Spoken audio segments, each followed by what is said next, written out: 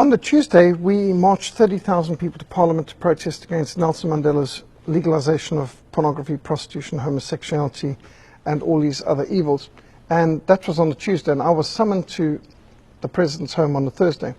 And I went there, and he gave me a full hour, and he was very gracious, very charismatic. You could tell that this man is polished when it comes to handling the media and the press. And he said, we're responsive to the concerns of your constituency, and my door is always open to you. And so he was gracious and all of that. But one of the things that he said right at the beginning was, "So, Mr. Hammond, what were you doing in the years of struggle?"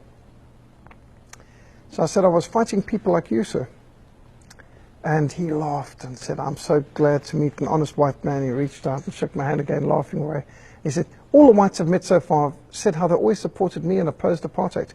I wondered how the National Party stayed in power for all those years when everyone supported me." So I said, "Well, make no mistake, Mr. President, we were not fighting for apartheid. We were fighting against communism and against terrorism." So he leaned back and he said, "Apartheid was the greatest evil in the history of the world." So I said, "Well, I cannot agree with that, Mr. President. I think that prize must go to your friends and supporters, the communists. The 20th century is littered with the corpses of 160 million people, conservative estimate. Not killed in war by foreign governments, killed in peace by their own people. I'm talking about 160 million people, civilians, murdered by secular, humanist, atheistic, Marxist regimes in the 20th century." Now, he was still silent, so I carried on.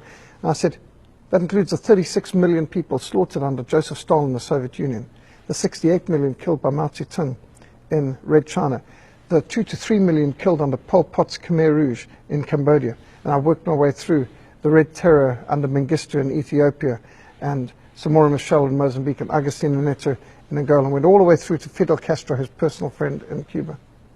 He sat there impassively, and after I catalogued this series of horror stories on the Black Book of Communism and what Alexander Solzhenitsyn and others have said about the Soviet Union, the communist carnage, he leaned backwards and stared into the ceiling, and he started to take a trip down memory lane.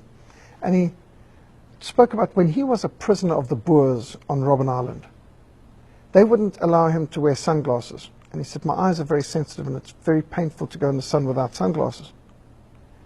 I said, "Mr. President, I fully understand and I can appreciate. My eyes are very sensitive, and I can imagine how incredibly uncomfortable that must have been. But, sir, you must admit that hardly compares with the kind of atrocities documented by Alexander Solzhenitsyn in the Gulag Archipelago." And, of course, Nelson Mandela had admitted in TV and radio interviews that he was never tortured. Now, there he was, a man who had admitted in open court, pleaded guilty, and remember, he was trained as a lawyer. He pleaded guilty to 156 acts of public violence and terrorism. He is the head of the revolutionary terrorist wing of the ANC, Umkhonto we Sizwe, and he was behind so many different operations, from the planting of bombs in the railway station, which killed women and children, which crippled people, bombs in shopping centers, attacks on farmers, so many acts of violence. You know, this new film Invictus, which portrays him out to be a modern saint, it never mentions why he wasn't present. But not even the Amnesty International would take his case, because they said he wasn't a political prisoner. He had had a fair trial and a reasonable sentence. He'd had his day in court. He was not a political prisoner. He is in jail for acts of violence. And I might add, in 1964, when he was sentenced, he would have been hung in Britain or electrocuted in America for the same offenses, because both Britain and America had capital punishment back in the 60s. For the crimes that he was given life imprisonment for in South Africa, he would have got the death sentence for in any other country. In fact, at the time, in 1964, the South African judiciary was being praised by the most liberal newspapers like the Daily Mail worldwide for such a lenient sentence, because they knew he deserved more.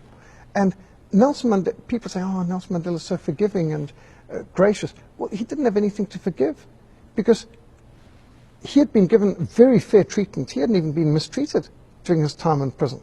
It's an extraordinary thing to be a revolutionary who had violently tried to overthrow the country, that killed so many people, being head of the revolutionary group, to say that after 26 years in prison he had never been tortured. Couldn't point to any case like that. You couldn't have a prisoner anywhere in Africa. I've been a prisoner for a couple of weeks in a few communist countries. we were being tortured within the first day. It's just unheard of in any of those prisons that a person could be treated that well and survive that long. But that aside, we came back to discussing the whole issues of his policies. And Nelson Mandela was talking about racism and apartheid and how could Christians of the past have supported it. I said, Mr. President, you are questioning the Christianity of people who 40 years ago justified apartheid. But it won't be 40 years from now and people will question your humanity for legalizing abortion. You have replaced apartheid with abortion, and abortion is worse. You have replaced discrimination on the basis of race with discrimination on the basis of age. And you're not just limiting as to where this child can live or which voters roll the child can be on. You are taking away the child's right to life. With taxpayers' money, you are legislating this child's right to life away so that the babies can be killed. This is worse than apartheid. You're separating a baby from its mother and killing the baby. History will judge you harshly, Mr. President, unless you reverse this legislation and protect the most innocent, the most helpless citizens of all, preborn babies, from the violence and the injustice of abortion. And we bounced backwards and forwards on this level for quite a while. Well, at one point, we'd been going an hour. Nelson Mandela stood up and said, "You may take your photographs now." Now, we didn't mean to be rude, and I really hadn't thought about it, but I said, "No, thank you." And his mouth dropped open, jaw gaping. He looked shocked. Maybe we were the first people that he met that didn't want to have their photographs taken with him, but that wasn't why we were there. I said, "But we would like to pray for you, Mr. President." And he said, "No, that's very private, I'd rather not." And Reverend Soon Sievenster and I pretended we hadn't heard, and we each put a hand on our shoulder, and we prayed. Lord Jesus, may you not give Mr. Mandela one moment's rest. May you not give him any peace until he does what he knows is right, and that he introduces legislation to protect preborn babies from the violence and injustice of abortion. Lord Jesus, do not let Mr. Mandela rest until he has bowed the knee to you as King Jesus and surrendered his life to you. We prayed along this line. Well, when he finished, you could tell that he was probably simmering, but he was very calm on the exterior. "Thank you, Mr. Hammond. I'm always open to your concerns. My door is always open to you." Well, that was Thursday. We'd marched on Tuesday. We met him on Thursday. Monday morning, 2 senior special investigators of the Inland Revenue Service knocked on the door of our mission and began a 7-year audit of myself, my wife, all of our ministries, our mission going back 7 years, and they continued for 6 years. It was 13 years audit ultimately in the end.